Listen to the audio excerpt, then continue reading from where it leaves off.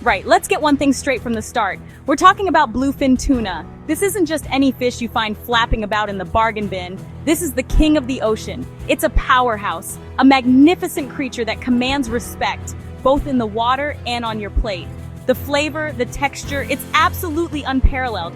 If you want to call yourself a chef or even a decent home cook, you need to understand this fish. It's a culinary icon, a legend. So, pay attention because messing this up is not an option. Not in my kitchen and not in yours. The bluefin tuna is prized across the globe, especially in Japanese cuisine. Think about the most exquisite sushi or sashimi you've ever tasted.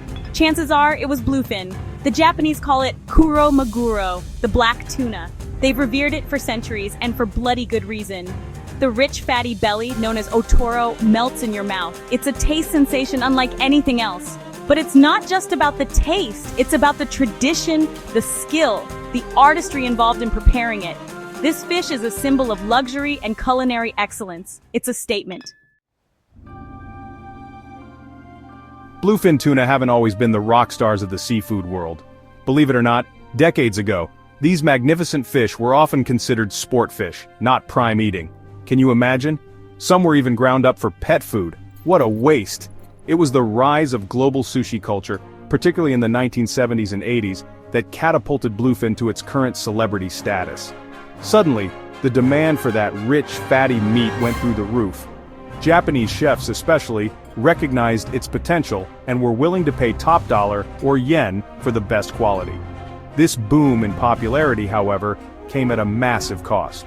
The bluefin populations, especially the Atlantic bluefin, were fished and fished and fished relentlessly. Unsustainable fishing practices became rampant. We're talking about overfishing on a catastrophic scale. Stocks plummeted. Some populations were pushed to the brink of collapse. It was a disaster, a tragedy of the commons unfolding in our oceans. Scientists raised alarms, but for a long time, not enough was done. The hunger for bluefin seemed insatiable, and the short-term profits often overshadowed long-term consequences. It's a classic story, isn't it? Greed nearly destroying something precious. Thankfully, the story doesn't end there, or it would be a very depressing cookbook. Increased awareness, stricter regulations, and international cooperation have started to make a difference. All right, let's talk about what you're actually dealing with. A bluefin tuna is not your average cod. It's a torpedo-shaped machine built for speed and power. Understanding its anatomy is absolutely fundamental before you even think about picking up a knife. If you don't know the structure, you'll butcher it. Simple as that. You'll waste precious meat and you'll make a complete mess of it. The main body of the tuna is incredibly muscular. These muscles are what give you those beautiful, rich loins of meat. A bluefin is typically divided into 4 main loins after the head and tail are removed and the fish is gutted. You have 2 upper loins, called the si in Japanese, and 2 lower loins, the hara. The hara section, the belly, is where you find the prized fatty cuts like otoro and chutoro. This fat is marbled throughout the muscle, giving it that incredible melt-in-the-mouth texture. Right, you wouldn't go into battle with a butter knife, would you? Filleting a bluefin tuna, especially a large one, requires specific, high-quality tools. Don't even think about using that flimsy knife you use for spreading jam on your toast. You'll end up hurting yourself, or worse, ruining a very expensive piece of fish. The first and most important tool is a bloody sharp knife, and not just one.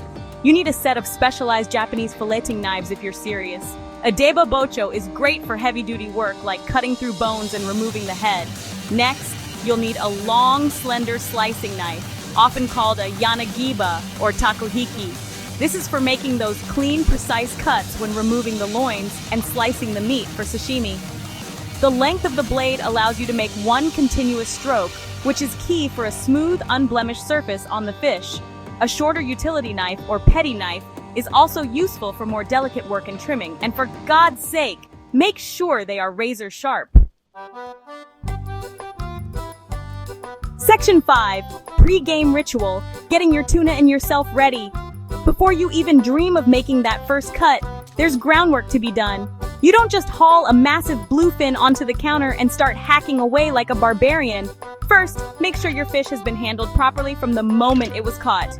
Ideally, it should have been bled immediately and chilled quickly to preserve its quality. When you receive the fish, inspect it. The eyes should be clear, the gills red, and the flesh firm to the touch. It should smell fresh, like the ocean, not fishy or off. If it looks or smells dodgy, don't even bother. Send it back. Next, prepare your workspace. This is crucial. You need a large, clean, and stable area. Clear everything else away. You need room to maneuver, especially if you're dealing with a whole fish or a large section. Lay down your cutting board. Have your knives sharpened and ready. Your tweezers, cloths, and gloves should be within easy reach. Think like a surgeon preparing for an operation. Everything in its place. This organization will prevent chaos and mistakes once you start. A messy workspace leads to messy work, and messy work with bluefin is a crime. Now let's talk about the fish itself. If it's a whole tuna, it will need to be gutted and gilled if that hasn't been done already. This is a messy job, so be prepared. Section 6, Showtime, Filleting This Giant, Part 1, the first cuts. Right, gloves on, knives at the ready, let's begin.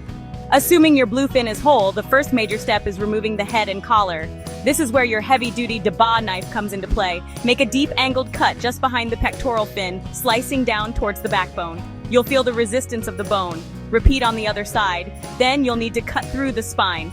This can be tough. You might need to use some force or even a cleaver or saw for a very large fish, but aim for a clean cut.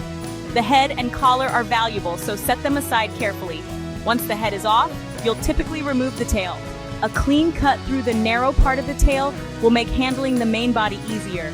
Now, with the fish on its side, it's time to open up the belly if it hasn't been gutted. Make a shallow incision from the vent, anal opening, up towards where the head was.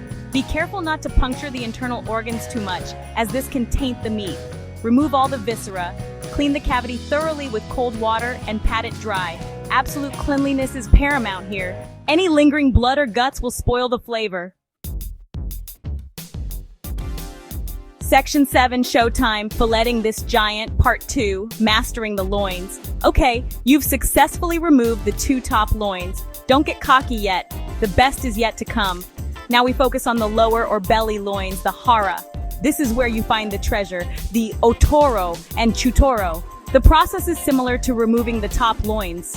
With the fish still on its side, or what's left of it, the central skeleton with the belly flaps attached, you'll make a long incision along the other side of the backbone. Again, cutting from the head end to the tail end, keeping your knife tight against the bone. Gently peel the belly loin away from the frame as you cut. You'll also need to make cuts along the belly cavity edge to fully detach it.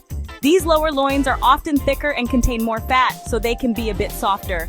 Handle them with care to avoid tearing the flesh.